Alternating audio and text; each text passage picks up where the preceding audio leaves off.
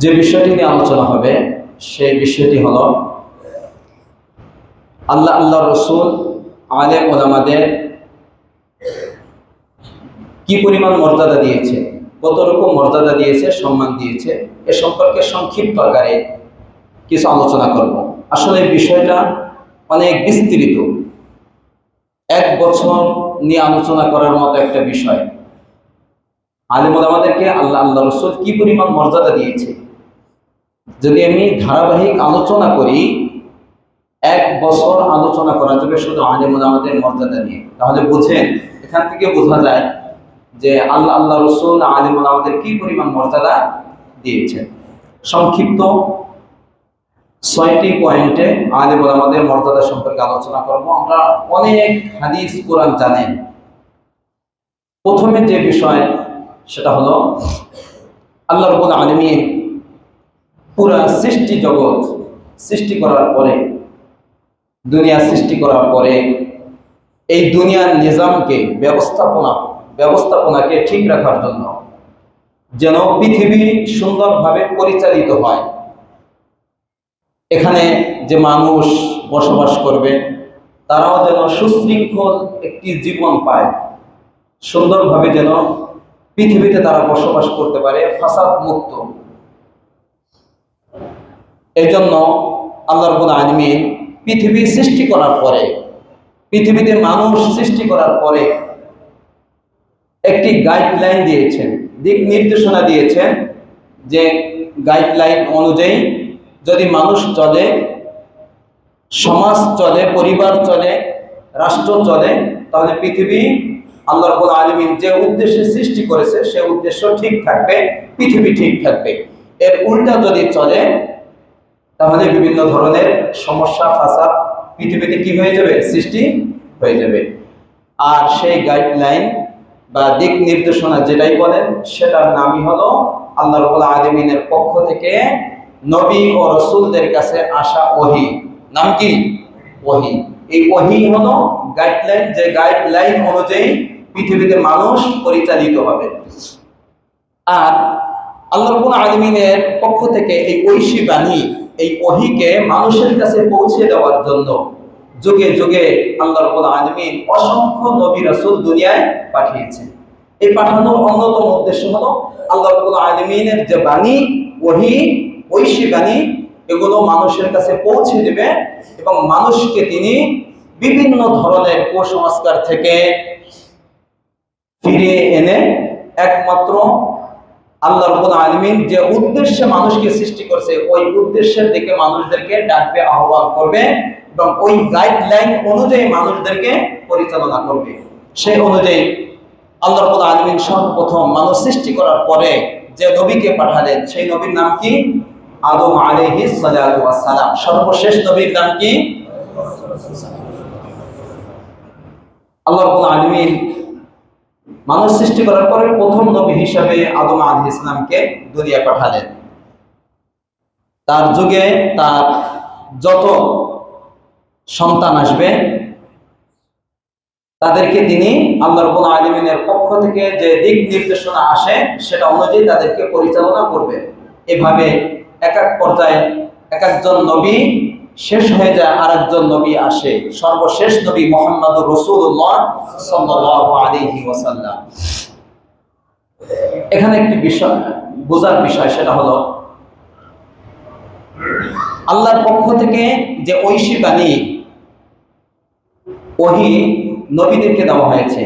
একমাত্র আল্লাহ রসুল বাদে যত নবী আছে সমস্ত নবীদের কাছে আল্লাহ রাব্বুল আলামিনের পক্ষ থেকে নির্দেশ ছিল যে আপনারাই, অর্থাৎ নবী রাসূলগণই, তারা জিম্মাদারি নিয়ে তার উম্মতদের কাছে, আল্লাহর বান্দাদের কাছে আল্লাহর পক্ষ থেকে ওই আমানতটা পৌঁছে দেবে। ওই নবী যখন ইন্তেকাল হয়ে যাবে, নবীর ইন্তেকাল হয়ে যাবে, নবী দুনিয়া থেকে চলে যাবে, এই দায়িত্বটা তার উম্মতের উপর ছিল না। কথা বুঝাচ্ছে? এই দায়িত্বটা শুধু কার উপর ছিল? নবীর উপরে। আল্লাহ রাসূল ব্যতীত অন্য নবী উম্মতের উপরে এই দায়িত্ব ছিল না। এজন্য এক নবীর ইন্তেকালের পরে তার পুরা জাতি কিছুদিন যাওয়ার পরই গোমরা হয়ে যেত। কুফর, শিরক, বিদআতে পুরা সমাজ রাষ্ট্র ওই নবীর উম্মতরা ভরপুর হয়ে যেত। আবার তাদেরকে সংশোধন করার জন্য আল্লাহ রাব্বুল আলামিন আরেকজন নবীকে পাঠাতেন। ওই নবীর ইন্তেকালের পরে আবার কিছুদিন যাওয়ার পরে ঠিক তারা আবার শয়তানের ধোঁকায় পড়ে গোমরা হয়ে যেত। তাদেরকে সংশোধন করার জন্য আল্লাহ রাব্বুল আলামিন আরেকজন নবীকে পাঠাতেন। এটাই আল্লাহ রাসূল হাদিসের মধ্যে বলেছেন, কায়নাত বনু ইসরাঈল তাসুসুহুমুল আম্বিয়া, যে বনি ইসরাঈলদের নেতৃত্ব দিত কারা? সামাজিক নেতৃত্ব, রাষ্ট্রীয় নেতৃত্ব, ধর্মীয় নেতৃত্ব সব দিত কারা? নবীরা। অন্যদের উপরে দায়িত্ব ছিল না। আল্লাহ রাব্বুল আলামিনের পক্ষ থেকে যে আমানত, এই আমানত অনুযায়ী বান্দাদেরকে পরিচালনা করার দায়িত্ব ছিল শুধুমাত্র কাদের? নবীদের। ভালো করে বুঝুন, কাদের ছিল? নবীদের, উম্মতদের ছিল না। এভাবে চলতে চলতে চলতে চলতে সর্বশেষ নবী মুহাম্মদুর রাসূলুল্লাহ সাল্লাল্লাহু আলাইহি ওয়াসাল্লামের আগমন, তাকেও আল্লাহর পক্ষ থেকে একটি গাইডলাইন দেওয়া হয়েছে, একটি ওহী দেওয়া হয়েছে। সেই ওহীর নাম হলো আল কোরআনুল কারীম। সাথে সাথে তার ব্যাখ্যা হিসেবে সুন্নতে রাসূল সাল্লাল্লাহু আলাইহি ওয়াসাল্লামও দেওয়া হয়েছে। আল্লাহ রাসূল তার এই আমানতকে তৎকালীন সময় যত মানুষ ছিল সকলের কাছে তিনি যথার্থভাবে পৌঁছে দিয়েছেন। তার ইন্তেকাল হয়ে গেছে, শেষ হয়ে গেছে না। আল্লাহ রাব্বুল আলামিন আল্লাহ রাসূলের সেই আমানতকে তার ইন্তেকালের পরে, যেহেতু পৃথিবীতে কিয়ামতের আগে আর কোন নবী আসবে না, এই জন্য সেই আসমানী আমানতকে আল্লাহ রাসূলের পরে যাদের ঘাড়ে দিয়েছেন তাদের নামই হলো উলামায়ে কেরাম। নাম কি বলেন? উলামায়ে কেরাম। আরেকটু ব্যাখ্যা করলে বুঝবেন। সূরাতুশ শুরা, সূরাতুশ শুরা 25 নম্বর পারায়, দ্বিতীয় পৃষ্ঠা থেকে শুরু হয়েছে, 3 নম্বর পৃষ্ঠায় 11 নম্বর আয়াত, 13 নম্বর আয়াতে আল্লাহ রাব্বুল আলামিন বলেন, শারা'a লাকুম মিনাদ-দীনি মা ওয়াসসা বিহি নূহা ওয়াল্লাযী আওহাইনা ইলাইহি ওয়া মা ওয়াসাইনা বিহি ইব্রাহিম ওয়া মূসা ওয়া ঈসা আন আকিমুদ-দীনা ওয়া লা তাতাফাররাকু ফি। আল্লাহ রাব্বুল আলামিন বলেন, আমি তোমাদের জন্য ওই দিনকে স্থির করেছি যে দিনের আদেশ আমি নূহকে করেছিলাম। আর আল্লাহ রাসূলকে ওয়াল্লাযী আওহাইনা ইলাইকা বলে, আল্লাহ রাসূল এবং আল্লাহ রাসূলের কাছে যত নবীর কথা বলা হয়েছে সকল নবীর কথা এর মধ্যে অন্তর্ভুক্ত হয়ে গেছে। মোট 5 জন নবীর কথা এখানে উল্লেখ হয়েছে। এর মধ্যে নূহ আলাইহিস সালাম, আল্লাহ রাসূল, ইব্রাহিম আলাইহিস সালাম, ঈসা আলাইহিস সালাম, মূসা আলাইহিস সালাম, সমস্ত নবীদের মধ্যে সেরা এই 5 নবী। কয় নবী?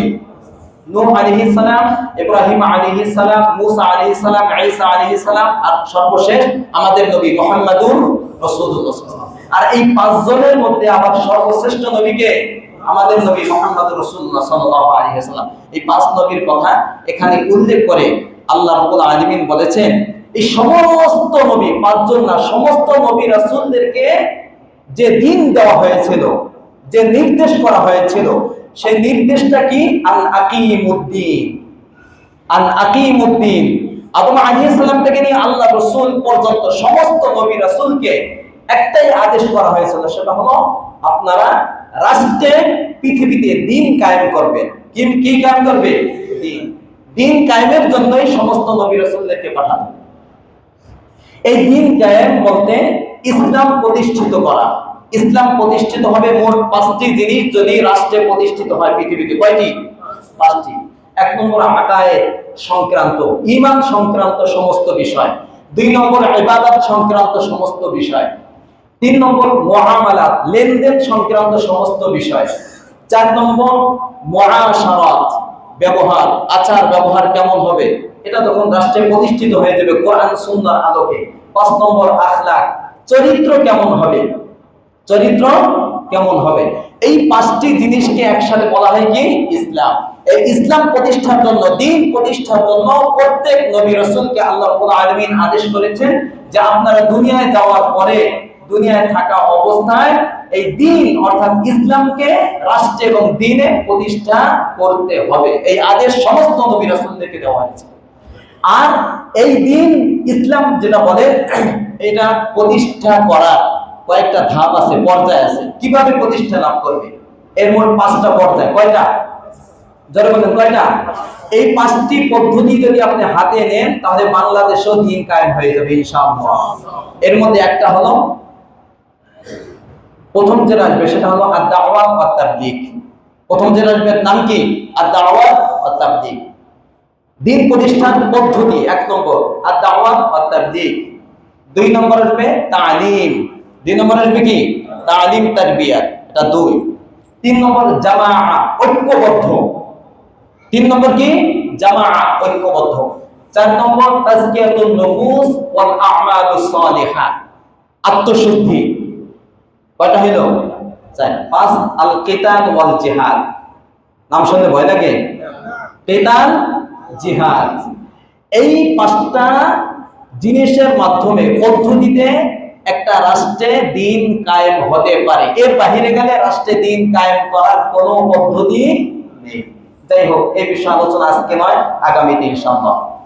এই আয়াত থেকে আমরা কি বুঝতে পারলাম? নবী রাসূল প্রেরণ করার, পাঠানোর মৌলিক যে উদ্দেশ্য সেটা হলো পৃথিবীতে কি কায়েম করতে হবে? দিন কায়েম করতে হবে। এই দিন কায়েম প্রত্যেক নবী রাসূল করেছেন, আল্লাহ রাসূলও দিন কায়েম করেছেন। কথাটা বলছেন?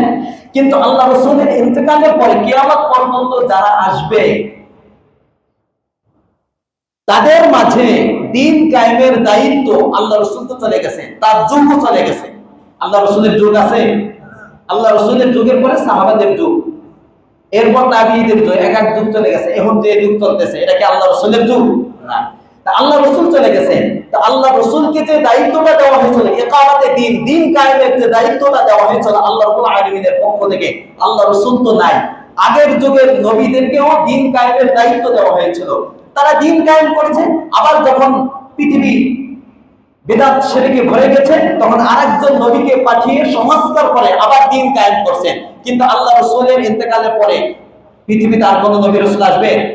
তাহলে দিন কায়েম কি আর হবে না? জোরে বলেন, হবে না? হবে না। এই দায়িত্বটা কাদের উপরে? জোরে বলেন, কাদের উপরে? হুজুর বানানো কথা বলেন না। আল্লাহ রাসূল সাল্লাল্লাহু আলাইহি ওয়াসাল্লাম বলেছেন, ইন্নামাল উলামা ওয়ারাসাতুল আমবিয়া। এই আয়াতের ব্যাখ্যা, এই দিন কায়েমের যে আমানত, দিন ইকামতে দ্বীনের যে আমানত আল্লাহর পক্ষ থেকে ঐশী যে বানিয়ে কোরআন ও হাদিস, এই যে আমানত আল্লাহ রাসূলের কাছে ছিল তিনি পৌঁছে দিয়েছেন। তার ইন্তেকালের পরে আল্লাহ রাব্বুল আলামিন আল্লাহ রাসূলের মাধ্যমে জানিয়ে দিলেন, ইন্নামাল উলামা ওয়ারাসাতুল আমবিয়া। আপনি ঘোষণা দেন আপনার এই দায়িত্বটা আপনার বান্দাদের মধ্য থেকে আর কারো উম্মতের মধ্য থেকে অন্য কাউকে দেওয়া হইল না। আপনার উম্মতের মধ্যে যারা উলামা, যারা আলেম, তাদেরকে এই দায়িত্বটা কিয়ামত পর্যন্ত দেওয়া হলো, তারাই রাষ্ট্রে দিন কায়েম করবে। সুবহানাল্লাহ বলেন। তাহলে আল্লাহ রাসূলের ইন্তেকালের পরে দিন কায়েমের দায়িত্বটা কাদের উপরে? উলামায়ে কেরাম হলো আল্লাহ রাসূলের ওয়ারিস। মানেন না? মানেন না? আল্লাহ রাসূল সাল্লাল্লাহু আলাইহি ওয়াসাল্লাম এরপরে বলেছেন যে ওয়া ইন্নামাল আমবিয়া লাম ইউয়ারিসু দীনা ওয়ালা দিরহামা। নবীরা উলামায়ে কেরামদেরকে টাকা পয়সা ওয়ারিস বানান নাই, যে আল্লাহ রাসূল কিছু টাকা পয়সা রেখে যাবে, সম্পদ রেখে যাবে, সেটা তারা ভাগ করে খাবে। এই জন্য এই উলামায়ে কেরামকে এই ওয়ারিস, এর ব্যাখ্যাই পরের অংশে আল্লাহ রাসূল বলেছেন, ইন্নামা ওয়ারাসুল ইলমা। সমস্ত নবী রাসূল বা আমাদের নবী মুহাম্মদুর রাসূলুল্লাহ সাল্লাল্লাহু আলাইহি ওয়াসাল্লাম উলামাদেরকে যে দায়িত্বটা দিয়েছেন, যে জিনিসের ওয়ারিস বানিয়েছেন, সেই জিনিসটা হলো ইলমের ওয়ারিস। কিসের? ইলম। এটা কার কাছে আছে? ইলমটা কাদের কাছে আছে বলেন? যার কাছে ইলম আছে তার নামই হলো আলিম। কথাটা বলছেন। দ্বিতীয় এক হাদিসে আল্লাহ রাসূল সাল্লাল্লাহু আলাইহি ওয়াসাল্লাম বলেন, ইয়াহমিলু হাযাল ইলমা মিন কুল্লি খালাফিন উলুল। তিরমিজি সহ, মিশকাত সহ সমস্ত হাদিসের কিতাবে হাদিসটা আছে। আল্লাহ রাসূল বলেন, প্রত্যেক যুগ পরম্পরায় এক যুগের পরে আরেক যুগ আসবে, এক যুগের পরে আরেক যুগ আসবে। এই প্রত্যেক যুগে এই ইলমের ধারক বাহক হবে যুগের যে সমস্ত আলেম আছে, সব লোক আছে, ন্যায়পরায়ণ লোক আছে, আলেম আছে, তারাই এই ইলম, এই দ্বীনের ধারক বাহক। সুবহানাল্লাহ বলেন। এই হাদিসের মধ্যে স্পষ্টভাবে আল্লাহ রাসূল সাল্লাল্লাহু আলাইহি ওয়াসাল্লাম বলে দিয়েছেন। এই ব্যাখ্যা থেকে আমরা বুঝতে পারলাম যে আল্লাহ রাসূল যেহেতু আর আসবে না, তাহলে আসমানি যে আমানত আল্লাহ রাসূলের কাছে দেওয়া হয়েছিল, এই আমানত কি শেষ হয়ে গেছে না আছে? এই আমানত কিয়ামত পর্যন্ত মানুষের কাছে পৌঁছে দেওয়ার দায়িত্ব আল্লাহ রাসূল কাদেরকে দিয়েছেন? এর মাধ্যমে কি উলামায়ে কিরামের মর্যাদা ফুটে ওঠে না ওঠে না? এক নম্বর, সংক্ষেপে ছেড়ে দিলাম। দুই নম্বর, সূরাতুল মুজাদালার 11 নম্বর আয়াত, দ্বিতীয় পৃষ্ঠার শেষ আয়াতটা। এই আয়াতের একটু তাফসীর করলে বুঝবেন, না হলে বুঝবেন না। একদিন আল্লাহ রাসূল মসজিদে নববীতে খুতবা দিচ্ছিলেন, এই একটা ব্যাখ্যা আসছে। আরেকটা ব্যাখ্যা হলো সাহাবায়ে কিরামকে নিয়ে মজলিসে কথাবার্তা বলতেছিলেন। এই মুহূর্তে পুরা মজলিস, মসজিদ ভরপুর। এখন যেরকম ভরপুর মসজিদ, বসার মতো জায়গা নেই। ইতিমধ্যে আল্লাহ রাসূল দাঁড়িয়ে দাঁড়িয়ে খুতবা দিচ্ছিলেন, ভাষণ দিচ্ছিলেন অথবা কথাবার্তা বলতেছিলেন। পিছন দিক থেকে কিছু বদরি সাহাবা আসছে, যে সাহাবারা বদর যুদ্ধে অংশগ্রহণ করেছে, এবং কিছু সাহাবা আসছে। কিন্তু এসে প্রথমে আল্লাহ রাসূলকে সালাম দিয়েছেন, এরপরে যারা বসা তাদেরকে সালাম দিয়েছেন। পিছনে তারা দাঁড়িয়ে আছে, আল্লাহ রাসূল দেখতেছেন, কিন্তু বসার মতো কোনো জায়গা নেই। বুঝছেন? বসার মতো কোনো জায়গা নেই। যারা আসছে তারা কারা? যারা বলেন কারা? সমস্ত সাহাবাদের মধ্যে যাদের মর্যাদা সবচেয়ে বেশি তারা হলো বদরি সাহাবা। তারা কারা? বদরি সাহাবা। তো আল্লাহ রাসূল দেখতেছেন যে একজন সাহাবায়ে কেরাম একটু সরে বসে, একটু উঠে তাদেরকে বসতে দেয় না, তারা দাঁড়িয়ে আছে পেছনে। আল্লাহ রাসূল কাছে খুব খারাপ লাগলো এটা দেখে, কারণ এখানে যারা আছে বসা, এখানে না, ওই জায়গার কথা বলতেছে, এর মধ্যে তাদের মর্যাদা সবচেয়ে বেশি। এরপরে আল্লাহ রাসূল যখন দেখলেন যে বসতে দেয় না, তখন নিজেই বললেন যে তোমরা একটু জায়গা করে দাও, এদেরকে বসার জায়গা দাও এবং সামনে আসতে দাও। তখন সাহাবায়ে আল্লাহ রাসূলের আদেশ শোনার পরে তাদেরকে আসতে দিলেন এবং সামনে বসতে দিলেন। কিন্তু এইটা দেখে কিছু সাহাবাদের মাঝে খটকা লাগলো যে আমাদেরকে সরিয়ে দিয়ে তাদেরকে বসার জায়গা করে দিল, এটা তো কেমন লাগতেছে তাদের, এদিক ওদিক তাকাতাকি করতেছে। আর মুনাফিক তো আছে না নাই? ছিল না নাই? মুনাফিক তো ছিল, তারা কানা ঘুষা করতে লাগলো। এটা কি করলো আল্লাহ রাসূল? বাস্তবে আমি যদি একজন লোক আসে, এখানে একজন আলেম আসে, তাকে এখানে আনার পরে ওনাকে উঠিয়ে দিয়ে বলি যে আপনি এখানে বসেন, আপনি একটু পিছনে যান, আপনার বলবেন হুজুর কি কাজ করলো? এটা মনে মনে ভাববে, ঠিক না? ঠিক বলে। ঠিক সাহাবায়ে কেরাম একটা জিনিস এটা মনে মনে ভাবতে লাগলো যে তাদেরকে সরিয়ে দেয়, বদরি সাহাবাদেরকে সামনে এসে আল্লাহ রাসূলের কাছে এনে বসালো, এটা তো কেমন লাগতেছে আমাদের কাছে। আল্লাহ রাসূল তো বুঝতে পারলেন, কিন্তু বলে আল্লাহ রাসূলরা বুঝতে পারলেন না, তাদের চেহারার অবস্থা দেখে বুঝে ফেললেন। একটু পরে জিবরিল আমিন এই আয়াতটি নিয়ে আসলো। আল্লাহ রাব্বুল আলামিন বলেছেন, ইয়া আইয়ুহাল্লাযীনা আমানু, হে ঈমানদাররা, ইযা কিলা লাকুম, যখন তোমাদেরকে বলা হয়, অর্থাৎ তোমাদের নবী যখন তোমাদেরকে যখন বলে তাফাসসাহু ফিল মাজালিস, মজলিসে একটু জায়গা করে দাও, একটু প্রশস্ততা দিয়ে দাও, মানুষ আসলে জায়গা করে দাও, এই আদেশ যদি তোমাদের নবী তোমাদেরকে করে, ইফসাহু, তাহলে তোমরা জায়গা করে দাও, ইয়াফসাহিল্লাহু লাকুম, তাহলে আল্লাহ রাব্বুল আলামিন তোমাদেরকে দুনিয়া এবং আখিরাতে উত্তম ব্যবস্থা করে দিবেন। সুবহানাল্লাহ। আল্লাহ রাসূলের আদেশ মানার পরে যত তোমরা এটা করো। ওয়া ইযা কিলা উনশুযু, যদি বলে উঠে যাও, ফানশুযু, তাহলে তোমরা সেখান থেকে উঠে যাও। এরপরে যেটা বলা হয়েছে সেটা একটু পরে বলবো। তা এখানে যারা বসা ছিল এর মধ্যে বদরি সাহাবাদের সম্মান বেশি না কম? সবচেয়ে বেশি। তাহলে বোঝা গেল যাদের সম্মান বেশি, যদি পরিস্থিতি এরকম হয়, তাহলে তাদেরকে, যদি পরিস্থিতি ওই রকম হয়, তাহলে যাদের মর্যাদা বেশি তাদেরকে সামনে আনা এবং একটু বসার জন্য জায়গা করে দেওয়া, উঠে দেওয়া, এর বৈধতা, অনুমোদন শরীয়তে আছে না নাই? স্পষ্টভাবে বোঝা যায়। এরপরে আল্লাহ রাব্বুল আলামিন বলেন, ইয়ারফাইল্লাহুল্লাযীনা আমানু মিনকুম ওয়াল্লাযীনা উতুল ইলমা দারাজাত, শুনে রাখো, যাদেরকে আল্লাহ রাব্বুল আলামিন ঈমানের মতো দৌলত দান করেছেন এবং ইলম দান করেছেন, তাদের মর্যাদা আল্লাহ রাব্বুল আলামিন দারাজাত বহু গুণ বাড়িয়ে দিয়েছেন। সুবহানাল্লাহ। অর্থাৎ ঈমানদারদের মর্যাদা আর আলেমদের মর্যাদা কম নয়, বেশি না কম? আল্লাহ রাব্বুল আলামিন বলেন দারাজা অনেক বেশি আলেমদের মর্যাদা। এই আয়াত থেকে সুস্পষ্টভাবে বোঝা যায় যে আল্লাহ রাব্বুল আলামিনের যত বান্দারা পৃথিবীতে আছে এখন বর্তমানে, এদের মধ্যে যত ধরনের লোক আছে, তাদের মধ্যে যাদের ইলম আছে, সাথে সাথে ঈমান আছে, ইলম আছে, তাদের মর্যাদা যাদের ইলম আছে তাদের চেয়ে কম যাদের ঈমান আছে শুধু। আরেক দল যাদের ঈমান আছে সাথে সাথে ইলম আছে, এই দুই দলের মধ্যে মর্যাদা বেশি কাদের? যাদের ইলম আছে তাদের মর্যাদা বেশি। এই আয়াত থেকে স্পষ্টভাবে বোঝা গেল। দুই আয়াত। 3 নম্বর আয়াত সূরা ফাতিরের মধ্যে আল্লাহ রাব্বুল আলামিন বলেন ইন্নামা ইয়াখশাল্লাহা মিন ইবাদিহিল উলামা। 28 নম্বর আয়াত। এই আয়াত আল্লাহ রাব্বুল আলামিন বলেন যে আমার বান্দাদের মধ্যে সবচেয়ে বেশি আমি রব আল্লাহকে ভয় করে আলেমগণ। সুবহানাল্লাহ বলেন। সবচেয়ে বেশি ভয় করে কারা? মিন ইবাদি, আল্লাহ রাব্বুল আলামিনের সমস্ত বান্দাদের মধ্যে সবচেয়ে বেশি আল্লাহকে ভয় করে কারা? তাহলে এর দ্বারা আলেমদের মর্যাদা কম না বেশি? এই তিনটা আয়াত। 4 নম্বর আল্লাহ রাসূল সাল্লাল্লাহু আলাইহি ওয়াসাল্লাম হাদিসের মধ্যে বলেছেন ইন্না মিন ইজলালিল্লাহি তাআলা, আল্লাহকে সম্মান করা কখন ধর্তব্য হবে? 3 শ্রেণীর মানুষকে যদি সম্মান করা হয় তাহলে ওই 3 শ্রেণীর মানুষকে সম্মান করা মানে আল্লাহকে সম্মান করা। সুবহানাল্লাহ বলে। এর মধ্যে প্রথম শ্রেণী হলো ইকরামাদিশ শাইবাতিল মুসলিম, বয়োবৃদ্ধ, ইসলামে বয়োবৃদ্ধ যারা, যাদের দাড়ি পেকে গেছে ইসলামে, এদেরকে যদি আপনি সম্মান করেন তাহলে তাকে সম্মান করা মানে কাকে সম্মান করা? আল্লাহকে। 2 নম্বর হামিলিল কোরআন, কোরআনের ধারক বাহক কারা?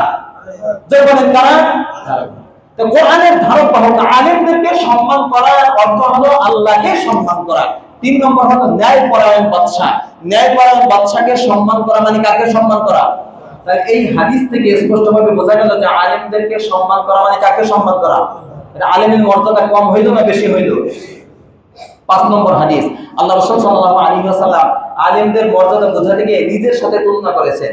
তিনি বলেন ফাদলুল আলিমি আলাল আবিদ কা ফাদলি আলা আদনাকুম। আল্লাহ রাসূল সাহাবায়ে-কেরামদেরকে বলেন যে তোমাদের মধ্যে যার মর্যাদা সবচেয়ে কম ওই ব্যক্তির তুলনায় আমি নবীর মর্যাদা আল্লাহর কাছে যত বেশি, একজন আবেদ যে ইবাদত করে, যে কি করে? ইবাদত করে কিন্তু আলেম না, তার তুলনায় আলেমের মর্যাদা ঠিক ওই পরিমাণ বেশি। সুবহানাল্লাহ বলে। একজন সাধারণ মানুষের তুলনায় আল্লাহ রাসূলের মর্যাদা কি পরিমাণ বেশি আপনি বলতে পারবেন? কি পরিমাণ বেশি? আল্লাহ রাসূল বলেন একজন সাধারণ মানুষের উপরে আমি রাসূলের মর্যাদা যতটা বেশি, একজন আবেদের তুলনায় আলেমের মর্যাদা ততটা বেশি। সুবহানাল্লাহ বলে। আল্লাহ রাসূল সাল্লাল্লাহু আলাইহি ওয়াসাল্লাম বলেন ফাদলুল আলিমি আলাল আবিদি কা ফাদলিল কমারি লাইলাতাল বদরি আলা সাইরিল কাওয়াকিব। আচ্ছা, যখন পূর্ণিমার চাঁদ ওঠে তখন আসমানে তো তারকাও থাকে, থাকে না? থাকে না? এই যখন চাঁদ ওঠে তখন তারকার কোনো অস্তিত্ব থাকে? তাহলে তারকার তুলনায় পূর্ণিমার চাঁদের শ্রেষ্ঠত্ব কম না বেশি? আল্লাহ রাসূল বলেন এই তারকার তুলনায় পূর্ণিমার রাতে চাঁদের যেরকম শ্রেষ্ঠত্ব মর্যাদা, ঠিক একজন আলেমের তুলনায় আলেমের মর্যাদা ঠিক তার চেয়েও বেশি। সুবহানাল্লাহ বলেন। 5 নম্বর গেল। 6 নম্বর বলে শেষ করব। এই ইসলামকে হেফাজত করার দায়িত্ব কে নিয়েছেন? আল্লাহ রাব্বুল আলামিন নিজেই নিয়েছেন। সূরাতুল হিজরের 9 নম্বর আয়াত ইন্না নাহনু নাযালনা যিকরা ওয়া ইন্না লাহু লাহাফিজুন। আল্লাহ রাব্বুল আলামিন বলে দিয়েছেন যে এই কোরআনকে, এই ইসলামকে আমি হেফাজত করব। সুবহানাল্লাহ বলেন। কোরআনকে আমি হেফাজত করব। কিন্তু আল্লাহ রাব্বুল আলামিন আসমান থেকে নেমে এসে হেফাজত করবেন? তাহলে কোথা গেল? তার বান্দাদের মধ্যে কোন এক শ্রেণীর বান্দাদের দ্বারা তিনি এই ইলমকে, এই ইসলামকে, কোরআন হাদিসকে হেফাজত করবেন। ঠিক না ঠিক? তারা কারা? তারা আলেম, তারা উলামায়ে কেরাম। এই কোরআনের লফজ, কোরআনের যে লফজ আছে আলহামদুলিল্লাহ, এই যে লফজগুলো এগুলো হেফাজত করবেন হাফেজদের দ্বারা। কাদের দ্বারা? হাফেজ। আর কোরআনের অর্থ, ব্যাখ্যা, তাফসীর এইগুলো হেফাজত করবেন আল্লাহ রাব্বুল আলামিন আলেমদের মাধ্যমে। ঠিক না ঠিক বলেন? তাই এই আয়াত থেকে সুস্পষ্ট ভাবে বোঝা গেল আলেমদের মর্যাদা কম না বেশি? আল্লাহ রাব্বুল আলামিনের হাবিব আল্লাহ রাসূল সাল্লাল্লাহু আলাইহি ওয়াসাল্লাম বুখারীর হাদিস কিতাবুল ইলম খুলবেন। যতদিন আলেম ওলামা পৃথিবীতে থাকবে, যতদিন ইলম থাকবে ততদিন কিয়ামত সংঘটিত হবে না। সুবহানাল্লাহ বলেন। ততদিন কিয়ামত সংঘটিত হবে না। তাহলে কিয়ামতের আগে আল্লাহ রাব্বুল আলামিন ইলমকে উঠিয়ে নেবেন। কিভাবে উঠিয়ে নেবেন? আল্লাহ রাব্বুল আলামিন ইলমকে সরাসরি এই কিতাব সহ বই সহ উঠিয়ে নেবেন না। হাদিসের মধ্যে আল্লাহ রাসূল বলেন ইন্নাল্লাহা লা ইয়াকবিদুল ইলমা ইনতিজাআন ইয়ানতাজিউহু আল্লাহ রাব্বুল আলামিন ইলমকে উঠিয়ে দিবেন না। তো কিভাবে উঠিয়ে দিবেন? ওয়ালাকি ইয়াকবিদুল ইলমা বিকবদিল উলামা। আল্লাহ রাব্বুল আলামিন ইলমকে উঠিয়ে দিবেন আলেমদেরকে উঠিয়ে নেওয়ার মাধ্যমে। অর্থাৎ ইলমকে উঠিয়ে, ইলম কাদের কাছে আছে? আলেমদের কাছে আছে। আলেমদেরকে মৃত্যু দিয়ে আল্লাহ রাব্বুল আলামিন তাদেরকে দুনিয়া থেকে নিয়ে এইভাবে ইলমকে কি নেবেন? উঠিয়ে নেবেন। এর দ্বারা বোঝা গেল যতদিন পৃথিবীতে আলেম থাকবে ততদিন ইলম থাকবে, আর যতদিন ইলম থাকবে আলেম থাকবে ততদিন পর্যন্ত কিয়ামত সংঘটিত হবে না। কথাটা বুঝছেন? এই 6 ধরনের কোরআনের আয়াত ও হাদিস থেকে আমরা স্পষ্টভাবে বুঝতে পারলাম আলেমদের মর্যাদা আছে না নাই। এখন আপনাদেরকে আমি একটু বলবো, সেটা হলো এই যুগে যুগে তারা এই আসমানি যে আমানত আছে, যে আমানতটা আল্লাহ রাসূলকে দেওয়া হয়েছিল, এই আমানতটা যারা বহন করতেছে, এই আমানত যারা সংরক্ষণ করতেছে তাদের নাম কি? যারা বলেন তাদের নাম কি? যুগে যুগে এই আসমানি নিয়ামত, আসমানি যে আমানত আছে, এই আমানত যারা সংরক্ষণ করতেছে, হেফাজত করতেছে, তাদের নাম কি? অনেক জিনিস এসে মুখস্থ করা যায় না, আমি আপনাদেরকে একটু পড়ে শোনাবো কিছু বিষয়। এই আলিম ওলামাদের পরিশ্রমে আজ কোরআন ও সুন্নাহ ঠিক আছে এখনো বিকৃত হতে পারে না। দায়িত্ব আল্লাহ রাব্বুল আলামিন নিয়েছেন, কিন্তু আল্লাহ রাব্বুল আলামিন আলেমদের মাধ্যমে এটা করাচ্ছেন। ঠিক না ঠিক বলেন? এই উলামায়ে কেরাম আম্বিয়ায়ে কেরাম থেকে প্রাপ্ত জ্ঞানকে মানুষের কাছে বিলিয়ে দিতে আপ্রাণ চেষ্টা করে। কিছু আমি পড়িয়ে দিলে শোনেন আপনারা। এই তারা তো উলামায়ে কেরাম আম্বিয়াদের থেকে প্রাপ্ত জ্ঞানকে মানুষের মাঝে বিলিয়ে দিতে আপ্রাণ চেষ্টা করে। তাদের কাছে মানুষ লাভ করে কোরআন সুন্নাহর সঠিক জ্ঞান। ঠিক না ঠিক বলেন? চিনতে পারে নিজের প্রভুকে, শিখতে পারে আল্লাহর বিধিবিধান, বুঝতে পারে শরীয়তকে, মানতে পারে হালাল হারামকে। আলেমদের মাধ্যমে মানুষ খুঁজে পায় নিজের আসল পরিচয়। এটা বাস্তব না বাস্তব বলেন? যাদের সংস্পর্শে এসে অন্ধকার জগতের মানুষ সন্ধান পায় আলোকিত জীবনে। বাস্তব না বাস্তব? বাস্তব। মৃত হৃদয়গুলো হয় পুনরুজ্জীবিত। দুনিয়ার ভোগ বিলাসে উম্মাত মানুষ আখিরাতমুখী জীবন ধারণ করে। তারা মানুষের আসল সফলতা আখিরাতের মুক্তির চিন্তায় সর্বাধিক চিন্তাশীল। তারা পৃথিবীর জন্য রহমত, তারা উম্মতের জন্য বরকত ও মঙ্গলকামী।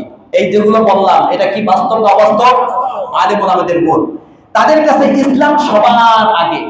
আলেমদের কাছে নিজের পরিবার, নিজের সন্তান সবকিছুর চেয়ে উপরে কোনটা? ইসলাম। আলেম ওলামাদের কাছে তারা দিনের অতন্ত্র প্রহরী, দিন রক্ষার ঢাল ও সুদূর প্রাচীর। ইসলামের বিরুদ্ধে সব ধরনের ষড়যন্ত্রের মোকাবেলা তারা সর্বদা সচেষ্ট।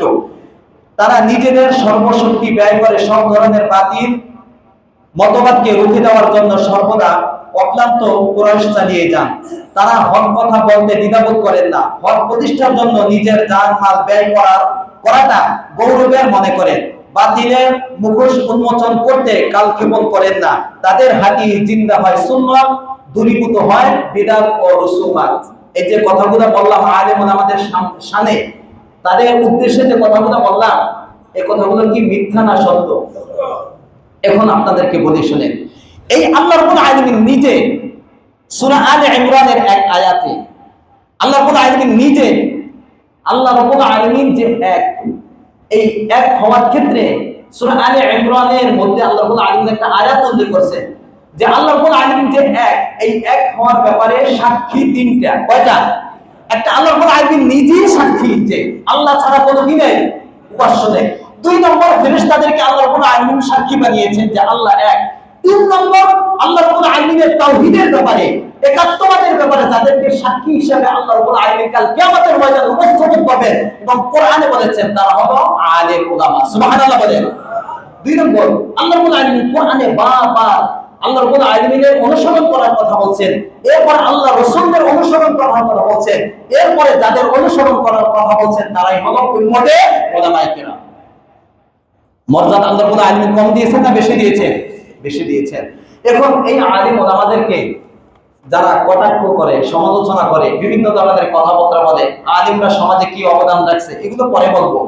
যারা সমালোচনা করে তাদের সম্পর্কে একটু কথা বলি, তাদের সম্পর্কে একটু শুনেন। আল্লামা ইবনুল মুবারক নাম শুনেছেন? আব্দুল ইবনে মুবারক উনি বলেন, যে ব্যক্তি আলেম ওলামাকে অবজ্ঞা করে, ভালো করে এই ঘুমায়েন না, আমার এই কথাগুলো একটু শুনেন, যারা আলেম ওলামাকে অবজ্ঞা করবে তাদের আখিরাত ধ্বংস হয়ে যাবে। নাউজুবিল্লাহ বলেন।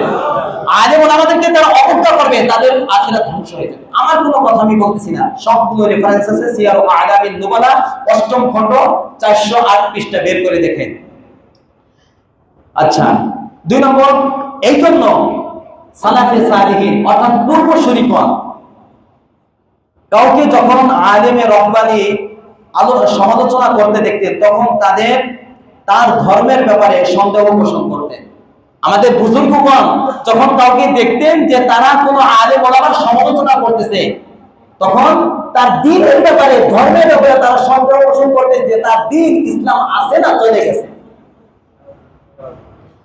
ইমাম আহমদ ইবনে হাম্বল বলেন, যদি কাউকে হাম্মাদ ইবনে সালামাকে কটাক্ষ করতে দেখো তাহলে তার ইসলামের ব্যাপারে সন্দেহ পোষণ করতে পারো, কেননা তিনি বিদআতের বিরুদ্ধে কঠোর ছিলেন। অর্থাৎ কোন আলেমের বিরুদ্ধে যদি কোনো ব্যক্তি কটাক্ষ করে, কোনো কিছু বলে, তাহলে তার ইসলাম আছে না নাই এই ব্যাপারে কি আছে? সন্দেহ আছে।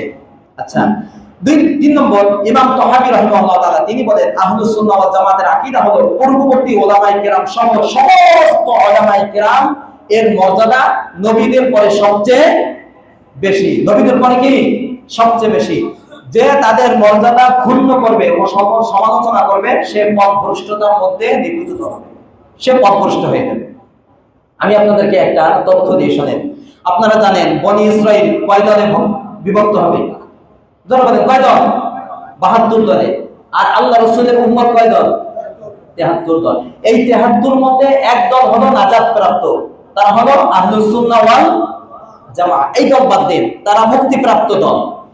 কিন্তু একটা দল যে বনি ইসরাইল থেকে বেশি, ওই দলটা কোন দল? বনি ইসরাইল 72 দল আর আল্লাহ রাসূলের উম্মত হবে 73 দল। এই 73 দলের মধ্যে যে কোনো একটা দল, যে দলের আকীদা হবে আল্লাহ রাসূলের আকীদার মতো, জামায়াতের সাহাবাদের আকীদার মতো, তারাই জান্নাতি। এটা কোন দল? যাদের এই আকীদা হবে তারাই। কিন্তু বনি ইসরাইল থেকে যে একটি দল আল্লাহ রাসূলের উম্মতের মধ্যে একটি দল বেশি, ওই দলটি কারা? ভালো করে বলেন, ওই দলটি কারা? এই সম্পর্কে যদি আপনি তাফসীরে কুরতুবী খুলেন স্পষ্ট ভাবে সূরা আরাফের এক আয়াত, আপনি আনআমের এক আয়াত আপনি পেয়ে যাবেন স্পষ্ট। ইন্না হাযা সিরাতি মুস্তাকিমান ফাত্তাবিউ ওয়া লা তাত্তাবিউস সুবুলা ফাতাফাররাকা বি, এই আয়াতের তাফসীর আপনি পেয়ে যাবেন। তারা কারা? তারা কারা? তারা হলো ওই সমস্ত লোক যারা আলেম বিদ্বেষী। যারা কি আলেম বিদ্বেষী? নাউজুবিল্লাহ বলেন। তারা আলেম বিদ্বেষী। ওই দল, যে দল বনি ইসরাইল থেকে একটি দল বেশি এবং তারা ভ্রান্ত দল, যারা আলেমদেরকে নিয়ে সমালোচনা করে, ফুকাহাদেরকে নিয়ে তারা সমালোচনা করে, তারাই ওই দল। তারা জান্নাতি নয়। আল্লাহ। 4 নম্বর শুনেন, আল্লামা ইবনে আসাকির বলেন, লুহুমুল আম্বিয়া মাসমুমা, কি আজীব এক কথা বলছেন। উলামায়ে কিরামদের গোশত, উলামায়ে কিরামদের যে গোশত সেটা হলো বিষাক্ত। সেটা কি? বিষাক্ত। লুহুমুল উলামা মাসমুমা, আলেমদের গোশত হলো বিষাক্ত। অর্থাৎ আপনারা জানেন যে ব্যক্তি কারো গীবত করে এর অর্থ হলো সে তার মৃত ভাইয়ের কি খায়? গোশত খায়। অর্থাৎ আলেম ওলামাদের যারা সমালোচনা করবে, একজন সাধারণ মানুষের সমালোচনা আর আলেমদের সমালোচনা এক না দুই। আলেম ওলামাদের সমালোচনা মানে হলো আপনার জীবনকে আপনি ধ্বংস করে দিলেন। বিষ খেয়ে যেমন কোনো ব্যক্তি মারা যায়, বাঁচার সম্ভাবনা থাকে না, আলেম ওলামাদের যারা সমালোচনা করে তাদের ভিতরে ইসলাম আছে কি নাই, বিষ খেয়ে যেরকম ভাবে একেবারে জীবনকে শেষ করে দেয়, আলেম ওলামাদের সমালোচনা ঠিক ভিতর থেকে ইসলামকে বের করে দেয়। নাউজুবিল্লাহ বলেন। আমার কথা না, ইবনে আসাকিরের কথা। হাফেজ ইবনে হাজার আসকালানি একটা ঘটনা বলছেন। উনি বলেন যে ইয়ামানের বিখ্যাত একজন মুহাদ্দিস, কোথায়? ইয়ামানের বিখ্যাত একজন মুহাদ্দিস, উনি শাফি মাযহাবের 24 খণ্ডে ফিকহে শাফির উপরে বড় একটা কিতাব লিখেছেন। কিন্তু অবস্থা হলো উনি বড় একজন আলেম।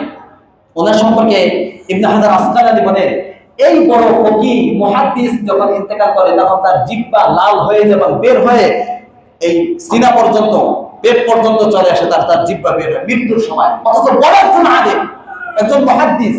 তখন তার এই অবস্থা দেখে সবাই বলল সে জীবদ্দশায় একজন আলেম আল্লামা ইবনে নববী রাহিমাহুল্লাহ তাআলার সমালোচনা করত, ওই সমালোচনা করার কারণে মৃত্যুর সময় তার এই দশা হয়েছে।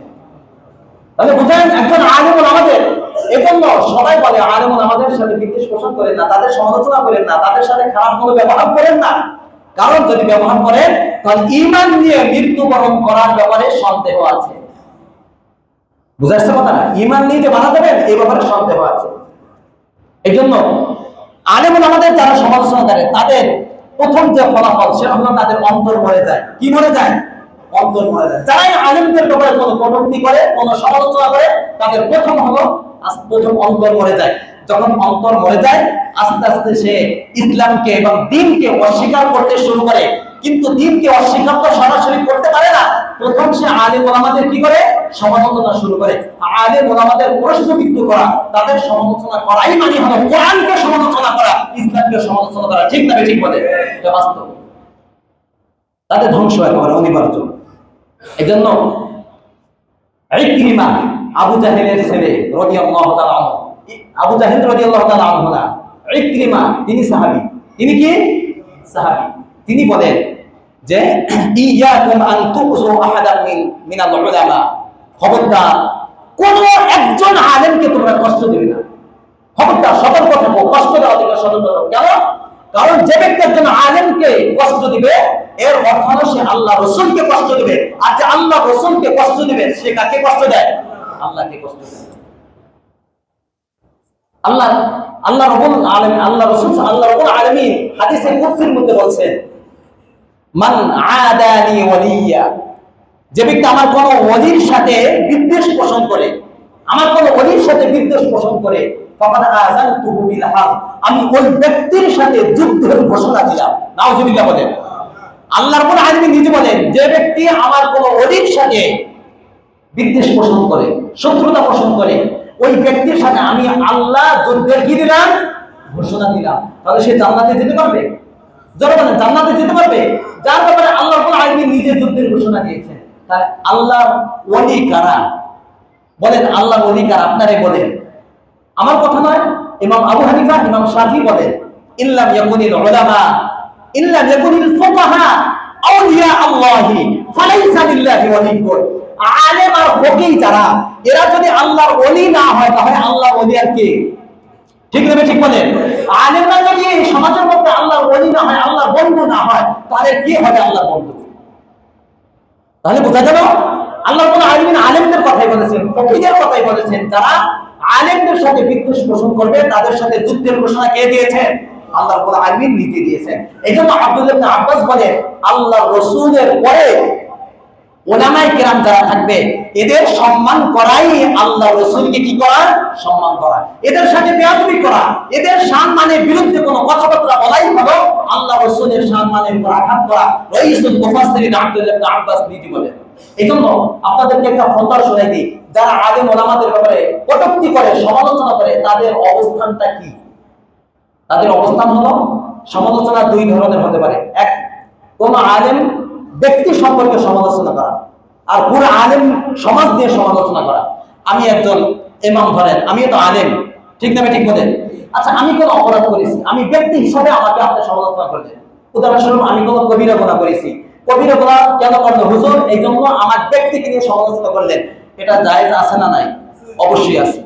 আমি অপরাধ করলে আমার সমালোচনা করবেন, আমার কথা বলবেন না? অবশ্যই এটা আছে, এটা কোনো সমস্যা নাই।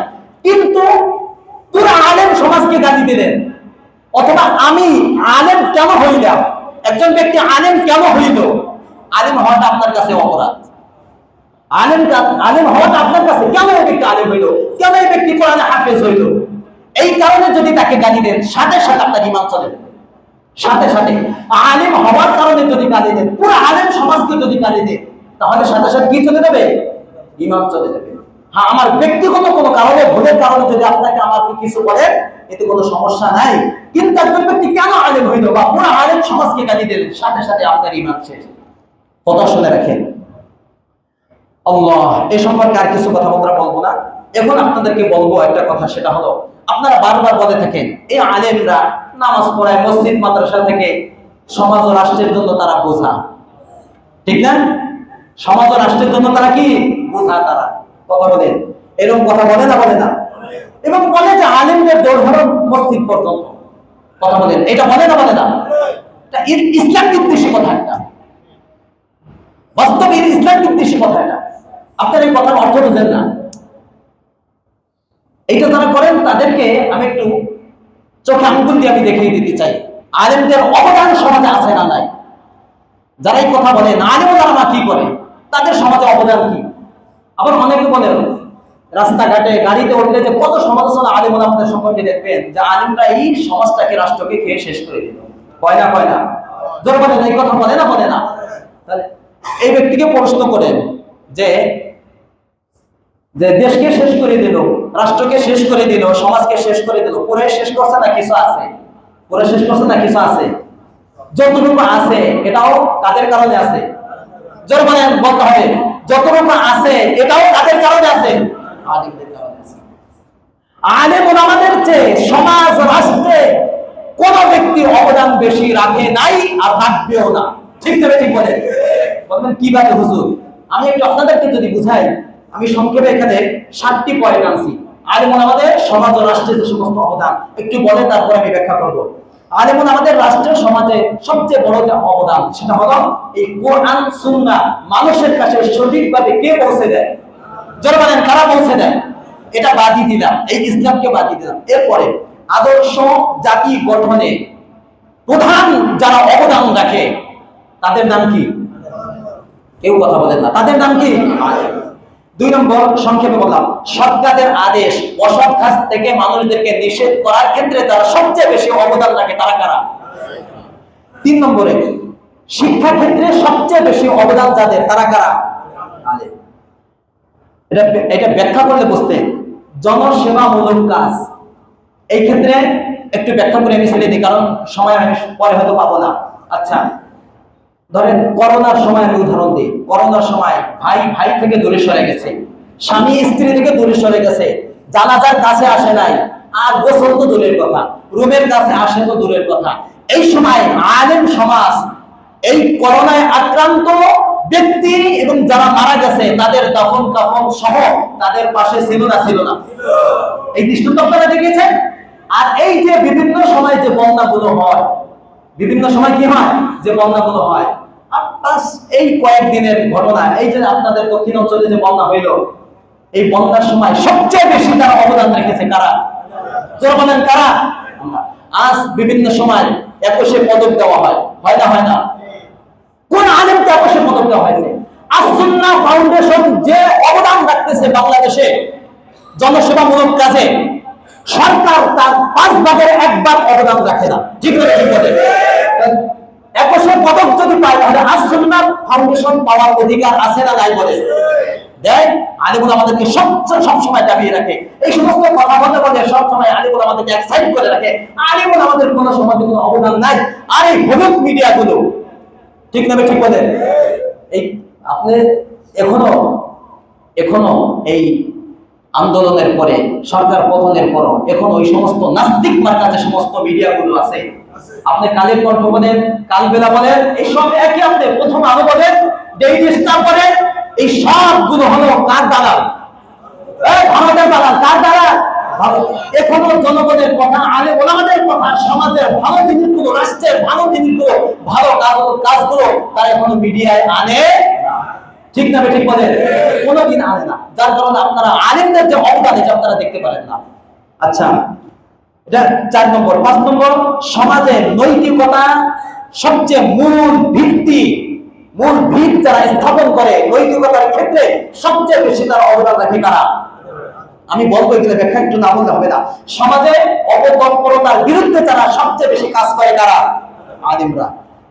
7 নম্বর, রাজনৈতিক ময়দানে আলেম ওলামাদের অবদান আছে না নাই? জি। এগুলো মোটামুটি এই 7টা পয়েন্টে আলেম ওলামারা রাষ্ট্র সমাজে অবদান রাখে।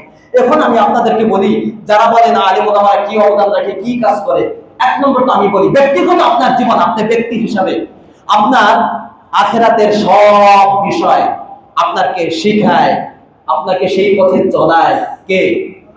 জোরে বলতে হবে, কথাগুলো জোরে বলবেন, সময় নাই। কে করে? আপনাকে ওযু কি শিখাইলো, আপনাকে গোসল কি শিখাইলো, আপনাকে নামাজ কি শিখাইছে, হজ কি শিখাইছে? বলেন, দুই একটা বলে ছেড়ে দিলাম। এই ইসলাম সংক্রান্ত ব্যক্তিগত জীবনে ইসলামের চলার পথে যা কিছু লাগে কার কাছ থেকে শিখছে? আর বর্তমান সময়ে এই সাহাতপন্থী মানুষ, এই সাহাতপন্থী মানুষ যারা আছে, এতাতি যারা আছে, এদেরকে চিনেন?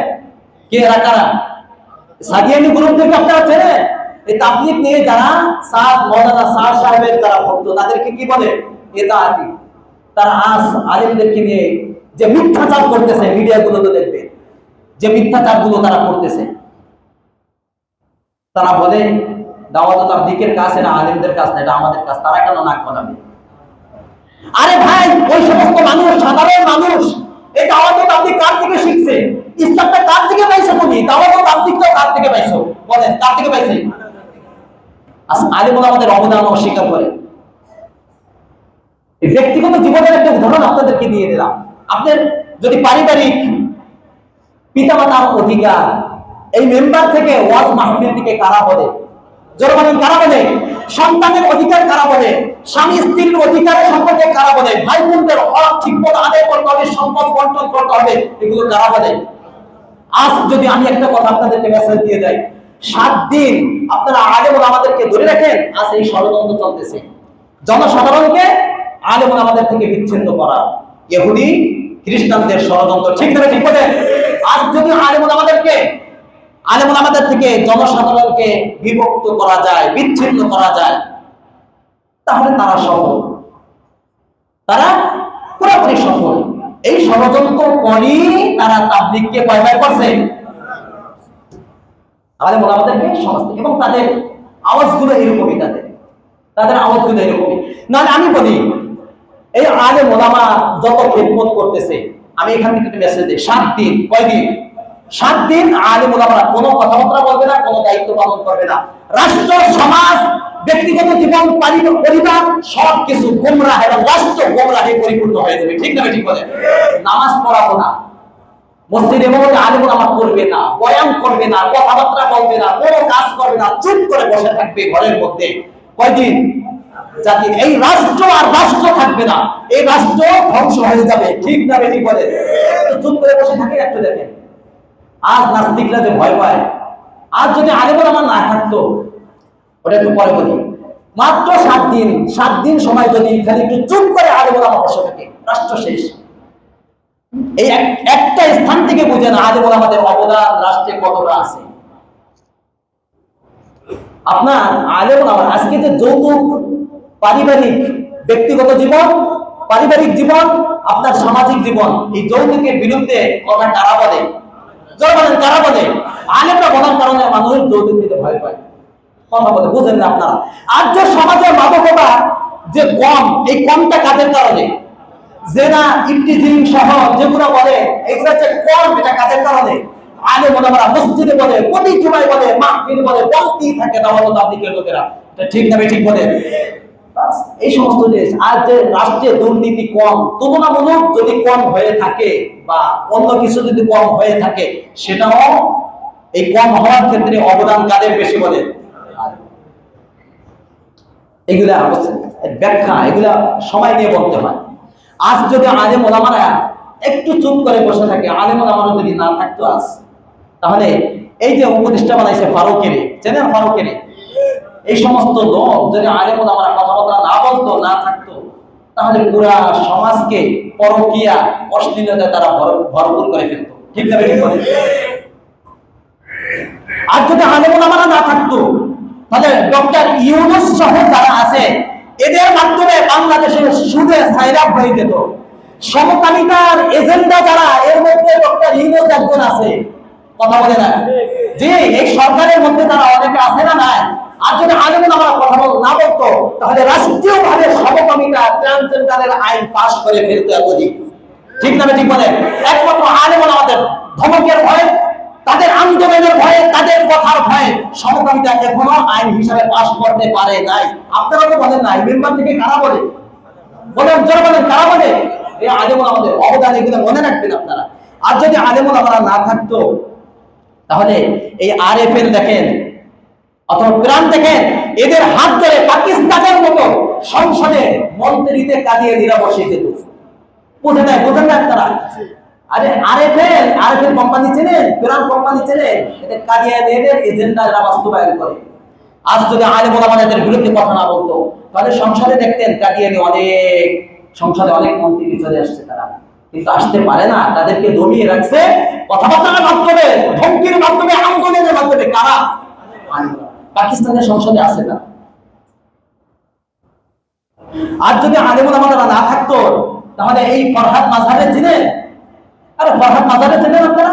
এই ফরহাদ মাজারের মতো মানুষ, মমতাজের মতো মানুষ যারা আছে, এরা লালন বাদ দিয়ে ইসলামকে কায়েম করে ফেলতে হবে। কথা বলে না, ঠিক না? ঠিক বলেন। আর যদি আলেম ওলামারা না থাকতো, তাহলে বিগত সরকার যেভাবে ভাস্কর্য বানানো শুরু করেছিল, পুরা বাংলাদেশে ভাস্কর্য ভয় যেত না। আজ আলেম ওলামারা কারাগারে যাওয়ার সবচেয়ে বড় যে কারণ, সেটা হলো ভাস্কর্যের বিরুদ্ধে, মূর্তির বিরুদ্ধে কেন কথা বলেছে। ঠিক না? ঠিক বলেন। তারা তাদের অবস্থান থেকে নেমে আসে না। কথাটা বুঝছেন? ভয় যেত যদি আলেম ওলামারা কথা না বলতো। যদি আলেম ওলামারা না থাকতো, আজ তারে মহল্লায় মহল্লায়, পাড়ায় পাড়ায় আজ নাস্তিকতা, এই হুমায়ুন আহমদ সহ, তারপরে জাফর ইকবাল সহ যারা নাস্তিক আছে, এদের জেলা চামুন্ডায় পুরা, শুধু রাষ্ট্র না, একেবারে আপনার সন্তান ঘরে ঘরে ঘরে ঘরে, মহল্লায় মহল্লায় নাস্তিকতা এবং নাস্তিকে পরিপূর্ণ হয়ে যেত না বলে। একমাত্র আলেম ওলামাদের ভয়ে তারা চুপ করে আছে। যদি আলেম ওলামারা না থাকতো রাষ্ট্রে, তাহলে এই যে আপনারা প্রথম আলো বলেন, কালবেলা বলেন, ডেইলি স্টার বলেন, এদের যে এজেন্ডা, তারপর ইসকন, এরা যে এজেন্ডা নিয়ে বাংলাদেশে কাজ করতেছে, অর্থাৎ বাংলাদেশকে ভারতের অন্তর্ভুক্ত করা, বাংলাদেশে ইসলাম না রাখা, আলেম ওলামাদের কথার কারণে তারা দমে আছে, ভালোভাবে প্রকাশ করতে পারে না। যদি আলেম ওলামা না কথা বলতো, না কিছু করতো, এই হুঙ্কার না দিত, তাহলে তারা তাদের এজেন্ডা, তারা যে এজেন্ডা নিয়ে আসছে, এটা এতদিন বাংলাদেশে বাস্তবায়িত হয়ে যেত। ঠিক না? ঠিক বলেন। যদি আলেম ওলামারা কথা না বলতো, তাহলে এই যে ইতাদি যারা আছে, সাহাবপন্থী যারা আছে, তারা এই মেম্বারে বসে বসে পুরো বাংলাদেশকে সাহাবপন্থী বানিয়ে, এই মেম্বারে বসে আলেম ওলামা সাহাবায়ে কেরাম নবীদের সামনে বেয়াদবিমূলক কথা তারা এখানে বসে বসে বলতো, কিছু করতে পারতেন না। ঠিক না? ঠিক। একমাত্র আলেমদের কারণে করে না। না হলে মাওলানা সাদ সাহেব যেরকম ভাবে নবীদের বিরুদ্ধে কথা বলছে, আল্লাহকেও ছাড়ে দেয়। কাকে ছাড়ে দেয়? কাকে? একমাত্র আলেম ওলামাদের অবদান। আলেম ওলামা মেম্বার থেকে কথা বলার কারণে তারা অতটা পারে না। যতই হুঙ্কার দিন, যতই বলো, আপনাদেরকে লাইভে এসে বলো কাকরাইল দখল করবে, যদি সরকারের কথা না শুনে আলেম ওলামারা তাদের অবস্থানে ঠিক থাকতো, কাকরাইলের পাশেও তারা আসার সাহস পেত না। ঠিক না? ঠিক বলেন। শুধুমাত্র আলেম ওলামারা দাঙ্গা চায় না, তারা মারামারি চায় না। সরকার বলছে যে পুরা সবকিছু তাবলীগ এটা আপনাদের হাতেই দিয়ে দেওয়া হবে। আমাদের ওয়াদা আছে আগামী 25 সালের এপ্রিল মাস পর্যন্ত এইভাবেই চলবে, যেরকম আগে ছিল এইভাবে কি চলবে। শুধু সরকারের কথা মানছি আমরা, বুঝাচ্ছে কথাটা। তাহলে বেদাতীদের অবস্থান তাবলীগ জামাত নিয়ে বাংলাদেশে হবে না ইনশাআল্লাহ। ঠিক না? ঠিক বলে। এই জন্য ওই যত হুমকি ধমকি দেখা ওইগুলো বেহুদা। আমি তো একটা কথা বলি, আজকে সে আমির, তাকে তো আমরা আমির মানতে আমরা অস্বীকার করি নাই, কিন্তু আমির হওয়ার যে সিস্টেম, সেই সিস্টেম থেকে ফিরে আসতে হবে। আমির হওয়ার সিস্টেম, যে সিস্টেমে সে আমির হয়েছে, আমির হওয়ার সিস্টেম না। কথা বলছেন? আজ এই মাওলানা সাদ সাহেব যেটাই বলেন আপনারা, এর ভিতরে উম্মতের প্রতি বিলকুল কোনো দরদ নাই। উম্মতের প্রতি বিলকুল কোনো দরদ নাই। আমি মেম্বার বসে কথা বলতে বলি, এই কথাটা বল। আজ উম্মতের প্রতি, কোরআনের প্রতি, ইসলামের প্রতি তার কোনো দরদ নাই। যদি দরদ থাকতো, ভারত, পাকিস্তান, বিশ্বের সমস্ত ওলামায়ে কেরাম তার অপব্যাখ্যার বিরুদ্ধে কথাবার্তা বলতেছে, যদি তার দরদ থাকতো, হ্যাঁ ওলামায়ে কেরাম বলতেছে, ভিন্ন ব্যাখ্যা বলতেছে, বাস আমার ভুল ধরতেছে, আমি এটা থেকে ফিরে আসতাম। 1 সেকেন্ডের কাজ। আমি ওলামায়ে দেওবন্দ সহ সমস্ত ওলামাদের যে মতামত, যে কথা, আমি সেটা মেনে ফিরে আসতাম। একটা কথা বলার সাথে সাথে সারা বিশ্ব ঠান্ডা। ঠিক না? ঠিক বলে। কেন সেই কথাটা বলে না? কেন সেই কথাটা বলে না? বলে। তাহলে বোঝা গেল কি পিছনে আছে না নাই? একটা কথা, আর কিছু লাগবে না। সে ওই জায়গায় বসে, সে নিজামুদ্দিনে বসে বলবে দেওবন্দের যে ফতোয়া, তারা যা বলবে ওলামা কিরামের সাথে আমি আছি, তাকে আমরা কোলে তুলে আমির বানাবো। আমির হওয়ার যে সিস্টেম, সেই সিস্টেমে সে আমির হবে। ঠিক না? ঠিক বলেন। কিন্তু উম্মতের প্রতি বিলকুল কোনো দরদ নাই। কাজী আমিরা বলবো, আপনারা সবসময় কাদের সাথে থাকবেন? থাকবেন তো ইনশাআল্লাহ? বলেন, আলেম ওলামাদের সাথে থাকবেন তো ইনশাআল্লাহ? আলেম ওলামাদের অবদান কখনো ভুলে যাবেন না। আপনার জন্ম থেকে নিয়ে মৃত্যু পর্যন্ত যারা পদে পদে আপনার পাশে দাঁড়ায়, জন্মের সময় লাগে, মৃত্যুর সময় লাগে, কবরে যাওয়ার সময় লাগে, আখিরাতেও আলেমদের লাগবে না? লাগবে না? কাজী আলেমদের থেকে বিচ্ছিন্ন হবেন না। খবরদার, আলেমদের সাথে সুসম্পর্ক রাখার চেষ্টা করবেন, তাদেরকে ভালোবাসবেন, তাদের পাশে থাকবেন। তারা যে দিক নির্দেশনা দেয় কোরআন হাদিসের আলোকে, সেগুলো মানবেন তো ইনশাআল্লাহ? বলেন। আল্লাহ রাব্বুল আলামিন আমাদের সকলকে আলেম ওলামাদেরকে শ্রদ্ধা করে, ভক্তি করে, মহব্বত করে কাল কিয়ামতের ময়দানে যেন আমরা সকলেই নাজাতের ব্যবস্থা আমাদের হয়ে যায়। আল্লাহ রাব্বুল আলামিন তৌফিক দান করুন। ওয়া আখিরু দাওয়ানা